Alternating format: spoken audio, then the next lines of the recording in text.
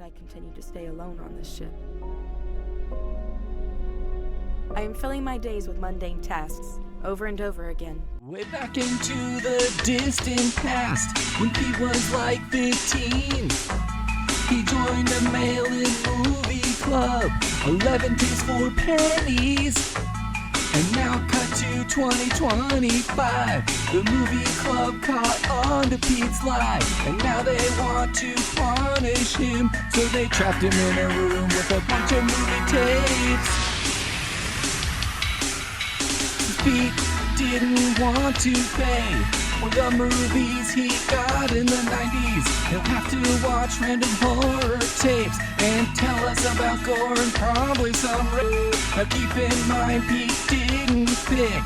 They use random numbers and a long list. He's got to get through every movie, one each day for the time we can't foresee. Helpful snowman roll call. Anxiety. Grouchiness, entropy, snow. If you're wondering why he did this song and other FAQ facts, just shut up and listen to this show, or fuck it, take a nice nap. It's Helpful Snowman Podoween 2025. All right, everyone. Today's movie from the pile dungeon, whatever thing we're doing, the Columbia House dungeon, is called Alien: Alone. It's not called Alien: Alone. It's Alien Alone. You get it. This is a short indie alien fan film where a replicant befriends a facehugger, which is that spidery thing from Aliens. I think we're all kind of aware of that stuff, right? I have to say right away, it stretches believability quite a bit that anyone could befriend a creature that is essentially made to look like your grandma's creepy bony hand and that seems to have absolutely no mode of expression. You know what I mean? It's like, it just seems like befriending something that it's befriending a bug, but not even a cute bug, a horrible bug, the worst, a scorpion that has no eyes and also has acid inside of it. I mean, the movie doesn't look like shit. The sets are limited, but that's okay for a short. A good lesson to take from this movie, anyone who's making like a short movie, it's probably better, like, you make a space movie, and that gives you a pretty good excuse to have like maybe 2 rooms, like one hallway and one actual room. And it's probably a lot better to have just a couple pretty good looking sets as opposed to like a whole lot of bullshit. Here's the thing with this movie, right? I mean, ultimately, I just don't think there's a lot new to be done with the Alien franchise. I mean, I've seen the movies, and it's the same thing every time, right? Like, I don't want to see another person discovering the horror of the life cycle of the xenomorph. I mean, I'm familiar with it. You know what I mean? It's like hearing a college kid experience the terror of getting that bill for their textbooks and being like, this is outrageous. How can this be? And, you know, I'm like, yeah, I mean, I used to feel that way, but I've been numbed to this by hearing and feeling it repeatedly, not to mention just sort of accepting it as a relatively minor horror in our world of absolute nightmares. You know what I'm saying? I mean, the first Alien movie jams with unique ideas, right? It's full. There's the space jockey, the eggs, the face hugger, the period where you think the guy is fine, the evolution to xenomorph, the surprise robot. All of this is new. And the second movie gets a pass for me because basically it multiplies the threat by like 1 billion, but also because it throws what seems to be a very capable group of space marines in the mix and they get immediately housed, and that's pretty fun. It puts a credible threat up against the aliens rather than people on a cargo ship or whatever. And I like that. You don't see a lot of, I mean, I don't know if Aliens could be called a horror movie, but you just very rarely see a horror type movie or a movie of this kind where it's like a credible threat is going up against, you know, Predator is probably the other big one, right? But for the most part, like when Jason's killing people, he's not killing, he doesn't happen upon a World's Strongest Man competition, and it's like, oh, he's actually kind of a little guy compared to everybody else. The other thing is, Aliens comes with the great story where James Cameron went into a pitch meeting for it, and he writes the title Alien on a board, and then he adds an S, and then turns the S into a $sign, which is like one of my all-time favorite Hollywood campfire stories. I don't even care if it's real or not. The fact that someone, whether or not it's made up, is irrelevant to me because it's great either way. But, from there, I think most of us feel like Aliens have been diminishing returns. And like I saw the most recent one, and I just don't need to discover along with the characters how this all works. You know what I mean? It's connecting the dots for me at this point. It's just not very interesting. I did, however, find an old Yahoo article from like 10 years ago, and it's about basically the unmade Alien sequels. So here we go. There's Alien with a much bleaker ending. Ridley Scott's original Alien movie, made in 1979, is pretty much the perfect sci-fi. But had Scott had his way, the ending would have been radically different than the one we got. Sir Ridley claims that he originally wanted Alien to end with the creature biting off Ripley's head before sitting down in the escape shuttle's chair to transmit a message to Earth in Ripley's voice. Mercifully, Fox executives stepped in and made Scott see sense, ensuring several sequels and the birth of a franchise.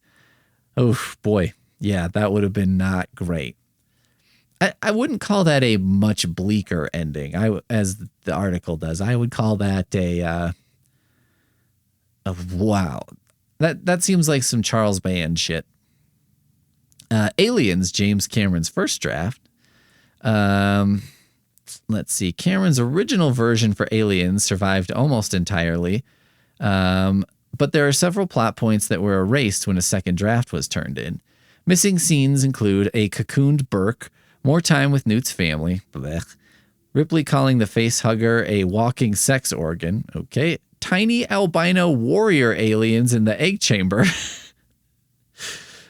Newt formally requesting to be Ripley's daughter, and a lot more colonial marine banter, and a shower scene. All of this, I'm like, oh yeah, I could see why this was in the movie, and I could see why it was cut out, but tiny albino warrior aliens in the egg chamber, you piqued my interest with that one. Okay, there's a bunch of Alien 3 ones. So let's see. Novelist, this is with an alien virus. Novelist William Gibson took the first crack at the third Alien movie, dispensing with Ripley. And instead, Hicks is the lead, supported by a teenage Newt, fighting xenomorphs on a new space station that have been genetically modified with some of the milky goo from android Bishop's innards. Okay. Notably in Gibson's draft, humans could be contaminated and infected by an airborne virus, which would see them become aliens themselves, ultimately tearing the flesh from their bodies. And Fox was not into it. I mean, it just seems like, yeah, I guess, on paper, I think Space Prison with Alien in it does sound more interesting, I guess. Also seems kind of silly at this point to be like, we've had enough of Ripley. Hicks, that's where it's at. Let's see. Alien 3, but with completely new characters and set in a dome. This is by a writer named Eric Red. Ripley, Hicks, and Newt are all dead at the beginning of Red's draft, with a new character named Sam Smith, Christian musician, complete with cybernetic arm, leading the charge against the aliens on a space station that housed a small-town American settlement called North Star underneath a giant glass dome. It's an intensely gory take on the series. Two characters are eviscerated graphically while having sex, returning the franchise to its horror roots. This seems like it has sort of that energy that came from Aliens versus Predator Requiem? Is that what that's called? Revengeance? Whatever the second one was, where they were like, what if we set this in like a Colorado forest? It'd be kind of like a Jason meets Alien and also Predator. An Alien 3 that was a lot like Pitch Black. This was by someone named David Toohey. Let's see. Sigourney Weaver, let's see. They got rid of the old characters to concentrate on a new set of characters on a prison planet / ore refinery who discover a facehugger embedded deep within the rock. As you might have guessed, elements from Tui's script ended up being used in the final draft of Alien 3, including the concept of the prison planet. But they didn't like it. I guess it was a lot like the movie Pitch Black, which is kind of great. And I guess he did get to make, so, it all worked out. Alien 3, but on a wooden planet. Vincent Ward, let's see. It was set on a man-made wooden planet crafted by monks who had rejected a life of technology. Okay. A man-made wooden planet. How the fuck would that even work? I mean, well, now that I think about it, I'm like, well, yeah, what's our planet made out of? Goddamn steel? No. Dirt and stuff, right? I don't know. Okay. All right. I'm back on board. I took myself off board and I'm back on board. Ripley crash lands the Sulaco on the planet Archeon, and is considered a heretic by the all-made populace of the planet for bringing the evil of the xenomorph with her. That seems pretty fair. After production had already started, Fox did an about-turn and ditched the wooden planet idea, merging the idea with Tui's prison planet concept. This version eventually became the film that made it to cinemas after some further rewrites. Okay. Yeah, I mean, I would be... It's not totally unfair for them to be pissed off at Ripley. You know what I mean? It's not necessarily her fault, but at the same time, I'm like, yeah, I mean, not awesome that they're like, oh, thanks a shitload for crashing a horrible alien onto our planet. Alien Resurrection, Joss Whedon's original version. Whedon has made public his dissatisfaction with the Alien Resurrection that we saw. Whedon's first draft was slightly more tongue-in-cheek and playful, but the tone became more mature when the director, Pierre Jeunet, was brought on board. Originally, Newt was the character who was cloned, not Ripley.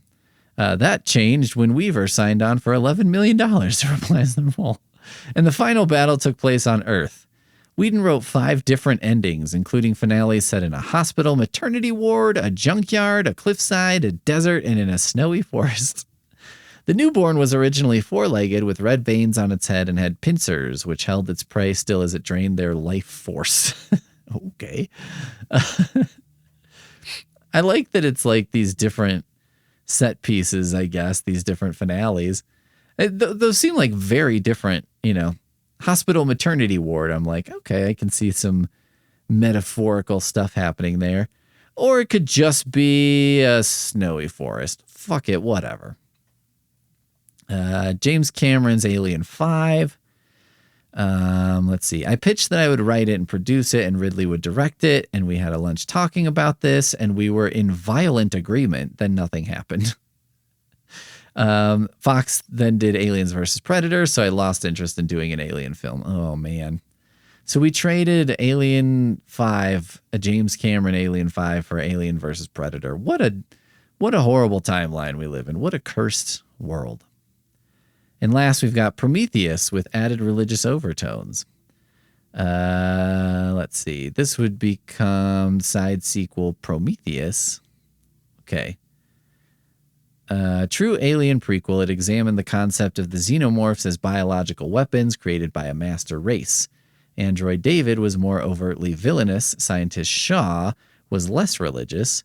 More pertinently, however, was the suggestion that Jesus was an engineer and that xenomorphs were created to punish humanity for crucifying him. Oh my God.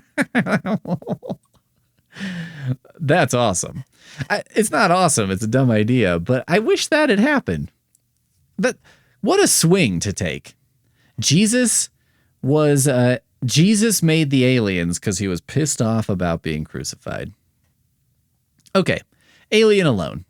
It's a good fodder for a short, and it's like they had a new take and they banged it out in like 10 minutes. We don't need a lot of detail, so it's good. You know what I mean? I also, of course, always like a robot protagonist, so it gets points there. Ranking this movie in terms of least to most intriguing Alien 3 sequels that didn't get made, I'll probably put this one somewhere around Wooden Planet tier. Snowman, Podoween 2025.